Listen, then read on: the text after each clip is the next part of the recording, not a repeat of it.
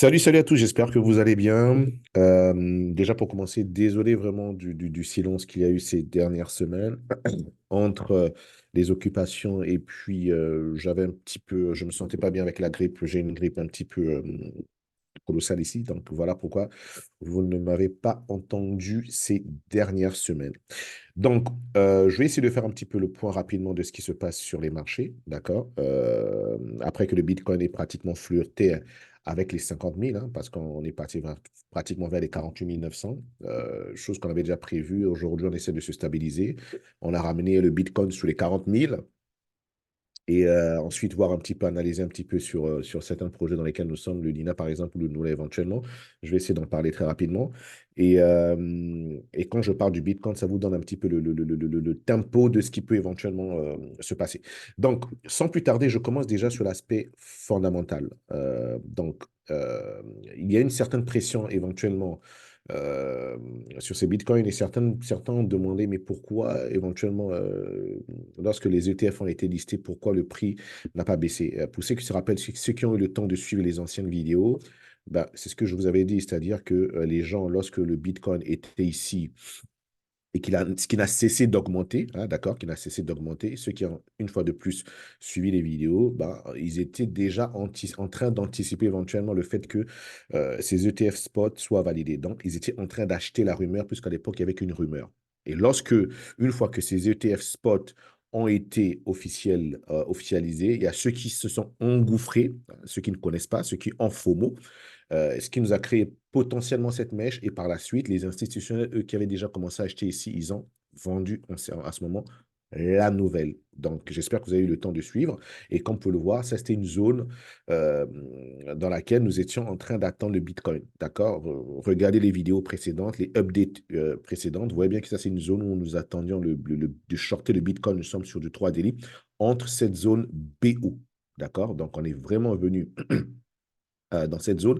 Et après, on a chuté.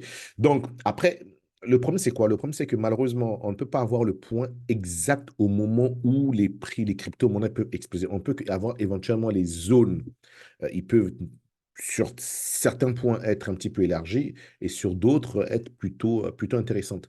Donc là, par exemple, sur cette zone, on a dépassé éventuellement cette mèche, mais moi, mon stop loss était logiquement sur cette zone. Donc, en ayant shorté ici, je sais que si je short ici, ben, les autres positions sur les autres altcoins, ben, je vais chercher des positions vendeuses que des positions acheteuses. Maintenant, lorsque le Bitcoin va se stabiliser, à ce moment, je cherche maintenant des positions acheteuses. J'espère qu'à ce moment, vous comprenez un petit peu la logique. Et nos algos nous permettent éventuellement uniquement de pouvoir nous adapter avec un bon money management. Savoir que sur certaines zones, on peut rentrer fort avec une grosse marge. Et sur d'autres secteurs, on peut diviser les marges en plusieurs fois, d'accord? Donc, c'est un petit peu ça l'idée. Maintenant, ce qu'il en est, nous arrivons sur le buy strong. Buy strong, c'est personnellement ma zone où je me suis dit, bien là, je peux potentiellement commencer à acheter du Bitcoin, hein, potentiellement acheter du Bitcoin. Qui dit acheter du Bitcoin, dit éventuellement acheter des altcoins. Parce que si le Bitcoin gagne 1%, on a des altcoins qui vont gagner 10, 20, 30, 40%. Donc, il faut déjà stabiliser sur un moment. Et vous pouvez voir qu'ici, on est venu flirter pile poil sur cette zone, mais ce qui ne veut pas dire, après on a une belle réaction aujourd'hui, on voit cette bougie qui termine dans 2 heures, c'est pour ça vraiment que je voulais faire cette vidéo, qui termine dans 2 heures, peut-être finir par nous faire une sorte d'avalement. Mais néanmoins, sur du court terme, ça peut jouer. Mais j'attends toujours un Bitcoin personnellement vers les 35 000, pourquoi pas vers les 33 000, pourquoi pas? Parce que je me dis que vu qu'il y a on sait très bien, si vous avez un petit peu suivi fondamentalement, pour ceux qui ont un petit peu suivi euh, les validations des ETF, on sait que par exemple, pour ceux qui vous savez que Grayscale, c'était, ils avaient un ETF GBTC, mais qui n'était pas un ETF spot, mais c'était une autre forme de GBT, d'ETF. Et pendant un certain moment, il y avait une décote entre ce GBTC, c'est-à-dire l'ETF de Grayscale, et son sous-jacent qui était le Bitcoin. Il y avait une décote énorme. Ça veut dire que le GBTC était plus cher que le spot, avait un prix plus élevé que le spot. Donc, ce qui s'est passé lorsque la SEC a validé les ETF spot en l'occurrence celle de celui de GBTC, c'est-à-dire de Grayscale, les gens ont pris des bénéfices en ce moment. Parce que vu qu'il y avait une décote positive à ce moment, bah, il fallait qu'ils vendent leur GBTC, sachant bien que Grayscale à ce moment, c'était avant que BlackRock et puis Infinity, je crois, maintenant deviennent un petit peu les leaders. C'était Grayscale qui avait le monopole. Ben, vu ce décote, ben, les gens ont fait quoi? Ils ont vendu. C'était tout à fait logique en vendant, en prenant des bénéfices. D'accord? Et là, maintenant, actuellement, bah, Grayscale, le GBDC, il va le fermer et il va le transformer en ETF spot. Donc, c'est logique que cette pression finisse, mais il n'est pas encore arrivé à un ratio de 1/1. Il y a toujours un petit décote, mais la décote n'est plus énorme comme avant. Donc, on peut se dire que si encore peut-être potentiellement les retardataires, lorsque le Bitcoin va peut-être remonter quelque part ici, hein, d'accord, 43 000, il y a d'autres qui vont, ceux qui n'ont pas pu vendre éventuellement cet espace, ils vont peut-être vendre ici et emmener le Bitcoin, peut-être cette zone éventuellement pour acheter. Donc, fondamentalement, voilà ce que j'observe. Mais une chose est sûre, il y a quelque chose qui commence à se mettre en place. Nous avons le halving qui va arriver d'ici moins de 2 mois. Donc, ces ETF spot, on voit très bien que BlackRock est en train d'accumuler des milliards de dollars. En termes de ETF, il n'y a jamais un ETF dans l'histoire, depuis que les ETF ont été créés, qui a su attirer beaucoup de capitaux comme les ETF de Bitcoin. Donc, ce n'est que les débuts. Sans compter que, comme je viens de le dire, dans 2 mois, il y aura le halving. Maintenant, la question est de se poser, est-ce que le Bitcoin va arriver à 30 000? Honnêtement, ça serait facile. Ça serait trop, trop, trop facile que ces market makers permettent éventuellement au Bitcoin d'arriver à 30 000. Ça serait trop facile, honnêtement, ça serait trop facile parce que beaucoup de gens s'y attendent et ils vont renforcer ici. Euh, Après, il y a d'autres même qui rêvent 28 000. Bon, comme je dis une fois de plus, tout est possible, mais les probabilités, c'est assez compliqué. Moi, personnellement, ce que j'essaye de voir en particulier, ça serait potentiellement un dernier point haut ici, et éventuellement revenir ici, se rééquilibrer, quelque chose comme ça, et éventuellement, avant de repartir, nous faire un second ATH tout en restant dans cette zone buy strong, d'accord? Donc, tout en restant dans cette zone buy strong et peut-être sortir de là 2, 3 mois après le halving. Voilà ce que je suis en train éventuellement d'observer. Et pour cela, mettez-vous toujours sur des time frames plus élevés, d'accord? Pour éventuellement essayer de voir comment vous anticipez éventuellement les mouvements. Donc, moi, 30 000, 28 000, c'est une zone que je vais surveiller sans être vraiment sûr que on va aller chercher cette zone. Mais potentiellement, la zone de 37, disons 38 000, 38 000, 35 000, ça serait une zone où je vais commencer peut-être à renforcer certaines positions sur certaines altcoins en se disant, ça c'est une zone intermédiaire où on va essayer de bluffer tout le monde, venir prendre ici et puis accélérer. Donc, il faut toujours se mettre un petit peu dans la tête des market makers. Mais en voyant Bitcoin à 30 000, voire même sous 30 000, ça serait tellement facile. Je vous assure que là, ça serait d'une facilité incroyable parce que là, c'est-à-dire jusqu'ici, hein, cette zone-ci, euh, c'est trop facile. Tout le monde attend cette zone. Tout le monde attend cette zone. Et sachant que les ETF arrivent, ça m'étonnerait qu'on ait encore un peu plus bas. Qu'on ait encore un peu plus bas. Donc, quel est le prix que ces market makers vont choisir, les BlackRock? Est-ce qu'ils vont se dire qu'on emmène un petit peu le Bitcoin ici et puis on repart? Est-ce qu'ils vont se dire ici, là, ils donnent la chance à 80, 80%, 90% des gens de bien se positionner? Ou est-ce qu'on peut encore potentiellement descendre ici? Où est-ce que je veux dire? Maintenant, à ce moment, bah, on fait notre monnaie management, on s'adapte au fur et à mesure en voyant les scénarios. Mais une fois de plus, on va attendre que les structures sur le court terme se positionnent. Et si on essaie de descendre un petit peu sur des échelles plus faibles, comme je viens de dire, ouais, que j'ai tracé cette possibilité, donc voir le Bitcoin revenir sur cette zone short où il y a ce BO, puis repartir dans cette zone où il y a ces BO acheteurs, c'est quelque chose que je vais potentiellement essayer de surveiller. D'accord? C'est quelque chose que je vais potentiellement essayer de surveiller et on va voir comment ça se passe. Mais une chose est sûre, c'est que Le bull run ne va pas commencer avant le halving. Il faut attendre 4, 5, 6 mois avant le halving. Donc ça, on pourra être un petit peu, on pourra y voir un petit peu clair, disons vers mars, avril, mai, juin, pour ne pas dire juin, juillet, c'est-à-dire l'été, le deuxième trimestre ou mi-deuxième trimestre, fin troisième trimestre de cette année, voir un petit peu comment les choses pourront se passer. Mais ce sont des zones à surveiller. Je dis bien des zones à surveiller. Donc, regardez les vidéos, surveillez ces zones. Et lorsque vous allez surveiller ces zones, ça vous permettra éventuellement de vous positionner sur certains altcoins. Vous voyez que là, par exemple, il y a le API qui fait 25%. Voilà, et donc vous comprenez bien que lorsque le Bitcoin stagne ou le Bitcoin gagne 1%, ben les altcoins, ils gagnent en règle générale 5, 10, 15, voire 20 ou 30% de plus que le Bitcoin. Donc le Bitcoin nous donne uniquement le tempo de savoir comment on va se positionner sur les altcoins que nous avons choisis. Donc c'est le maestro, c'est le métronome des crypto-monnaies. Donc ça, c'est quelque chose qu'il va falloir que vous surveillez, les gars, et c'est très important. OK? Donc, j'ai vraiment pas grand-chose à dire sur le Bitcoin, juste surveiller cette zone. Moi, personnellement, lorsqu'on va arriver ici, ça serait potentiellement une zone de prise de bénéfice sur certaines positions achetées plus bas sur certaines altcoins je parlais particulièrement par exemple du Lona, du Nola, prendre des bénéfices ici éventuellement, voir maintenant où je pourrais renforcer une fois qu'on va arriver dans cette zone. Si nous y arrivons éventuellement. Donc ça veut dire que si on achète un peu plus bas et qu'on veut prendre des bénéfices, on ne coupe pas toutes les positions. D'accord? On ne coupe pas toutes les positions acheteuses. On peut couper que 30, 40, 50%, voire 60%, et on laisse toujours 30% au cas où on peut accélérer vers le bas. Et si on rechute, bah, tant mieux. Ce qu'on a pu générer, on rachète encore un peu plus bas. C'est comme ça. C'est simple. C'est simple. On achète bas et on vend haut. Donc, quand ça baisse, on ne panique pas. On achète. Ceux qui paniquent, c'est parce qu'ils ont mis all-in, c'est-à-dire ils ne sont pas adaptés, non pas coupés éventuellement. euh, leur position en plusieurs fois, ils ne sont pas rentrés en plusieurs fois, et c'est là qu'ils paniquent, d'accord?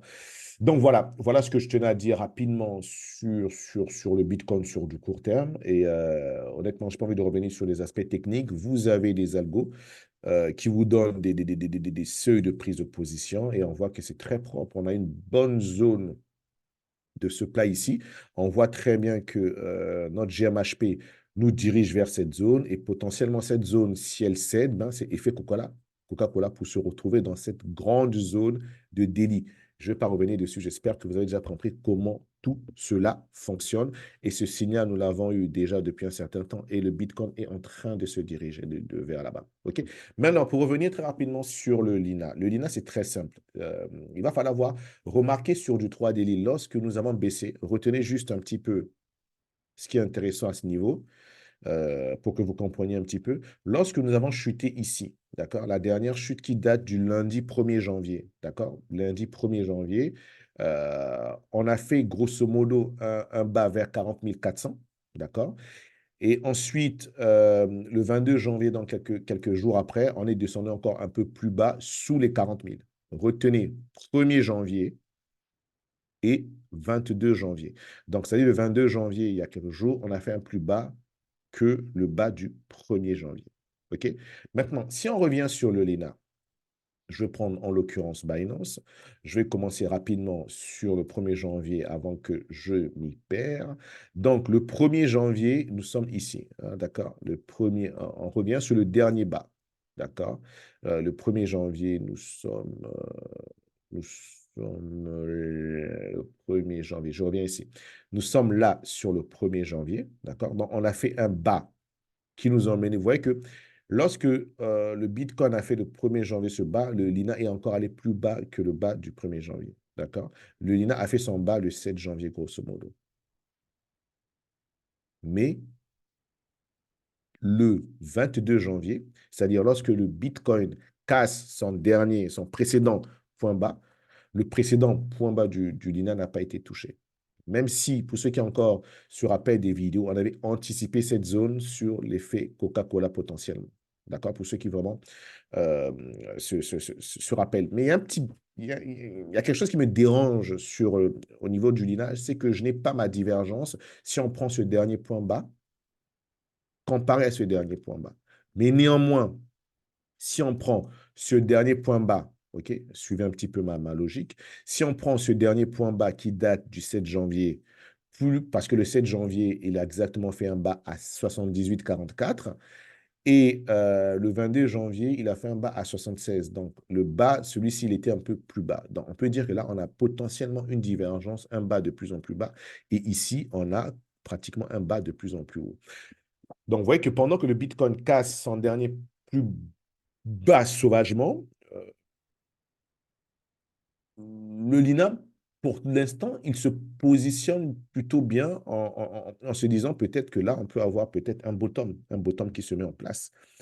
Et sachant qu'il a plutôt bien réagi, et cette bougie qui termine pratiquement dans 2 heures, si on s'arrête là avec un avalement haussier, ça serait plutôt intéressant à voir. Donc, comme je dis encore, le scénario probable que si le Bitcoin, comme on le sous-entend, qui va aller chercher excusez-moi, les 35 000 et 30 000, ben, vous savez bien qu'il y aurait une certaine pression vendeuse.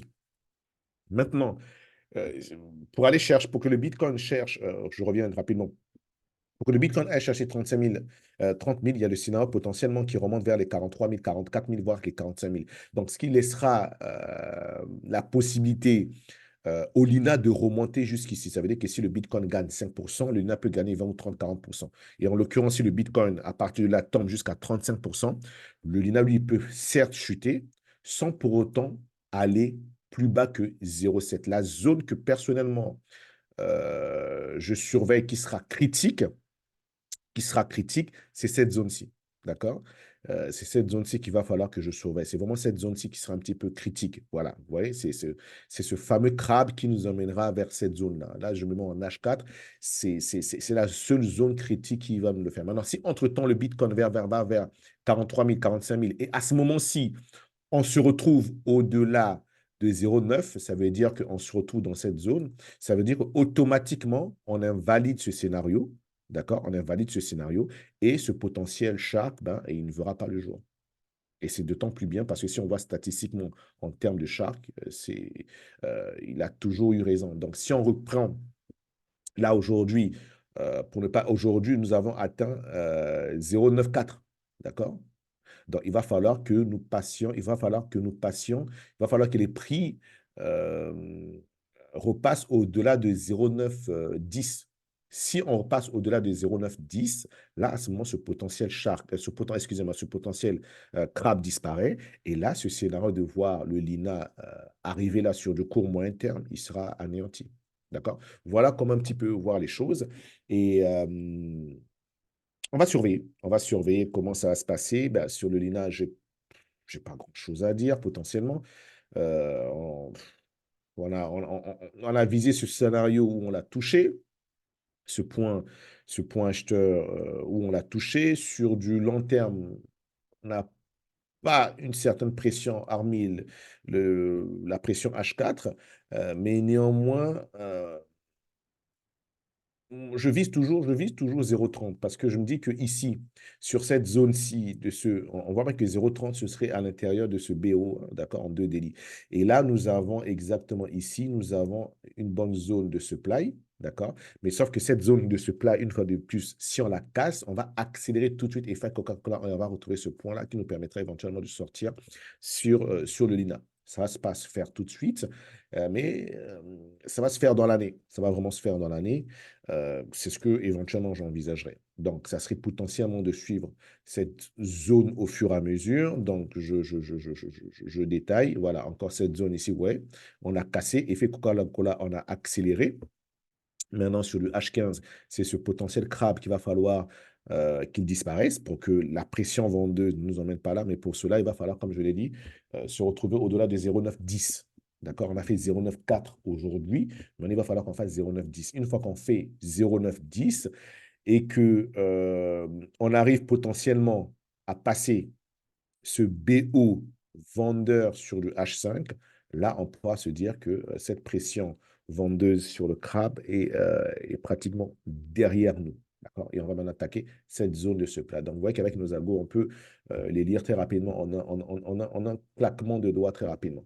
Donc, voilà un petit peu ce que je tenais à dire sur le Lina, et je repasse sur le NOLA. Bah, le NOLA nous a fait quelque chose plutôt d'intéressant.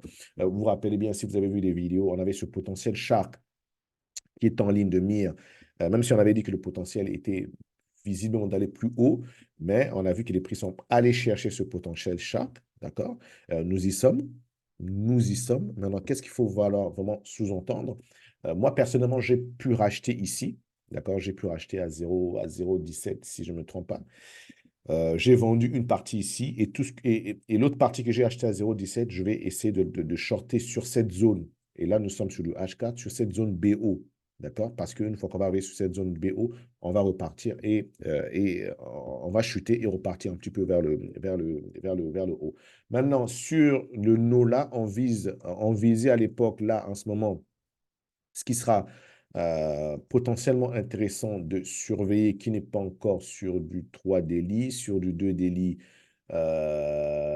Oui, d'accord. Donc, non, pas sur du 2 délit, je n'ai pas encore. Ok, super bien. C'est maintenant qu'il vient de s'afficher. Donc, on peut voir que là, on a ce potentiel shark qui se met en place depuis le dernier point bas. Bon, ce point, on pouvait l'anticiper. On voit un X, A, B, C, d'accord? Et si on met, pour chercher le point C, vous voyez très bien que nous sommes venus chercher les 1,13, les 1,27. Donc, c'était quelque chose éventuellement à prévoir, d'accord? Et là, maintenant, on va peut-être éventuellement se diriger vers 0,08. Mais avant qu'on se dirige vers 0,08, on va attaquer potentiellement 0,04, c'est-à-dire cette zone-ci. Donc, ce qui sera possible éventuellement, le scénario envisageable qui sera potentiellement possible de faire, ça serait de faire un truc de ce genre, d'accord? Pour aller chercher ce potentiel sharp. Donc, ici, je vais surveiller. On arrive ici, je vais shorter. Et lorsqu'on va arriver dans cette zone-ci, je vais commencer à me positionner à l'achat, d'accord? Et une fois que je dis une fois de plus, quand on va arriver dans cette zone-ci, je vais regarder sur les time frames plus petites, plus basses. Là, nous sommes sur du H4. Si je vais sur du H3, est-ce que cette zone que je vais acheter va correspond éventuellement à un BO acheteur? Je n'en sais rien. Donc, je vais checker sur du H3 très rapidement. Non, uniquement une zone de demande, ça ne m'intéresse pas. Moi, je veux un BO acheteur. Je ne l'ai pas sur du H2, je vais voir sur du HU, sur du H1 et bingo, je l'ai sur du H1. Vous voyez ce que je veux dire? Donc, cette zone, je l'ai sur du H1. On voit ce BO acheteur ici. Donc, revenir dans cette zone, elle est potentiellement large, cette zone. D'accord? Revenir dans cette zone, ça serait peut-être potentiellement intéressant. Maintenant, pour que je facilite cette zone, je vais attendre, voir lorsque les prix vont arriver là, je vais avoir potentiellement soit des potentiels crabes, butterfly qui vont m'indiquer éventuellement cette zone. Vous voyez que moi, j'anticipe cette zone avant que cette zone n'ait vu le jour. Pour que cette zone voit le jour, il va falloir que ce potentiel shark-là soit touché, qui va correspondre. Et ce potentiel shark H1, hein, c'est un point D qui va correspondre potentiellement à un point B H15 ou H12. Et une fois que je serai là et que les prix vont baisser, on aura maintenant des potentiels GMHP qui vont nous indiquer un sens vers cette zone. Et là, la zone que j'ai prédéfinie, je vais maintenant la comparer pour savoir ce point B, à quoi il va correspondre. Est-ce qu'il va correspondre à un shark ou un bat? Et à ce moment, on ne pourra que le savoir si nous avons ces potentiels shark, butterfly en H4, H5, H6 qui va nous emmener jusque-là. Pour l'instant, on ne l'a pas parce que nous n'avons pas encore touché le point B.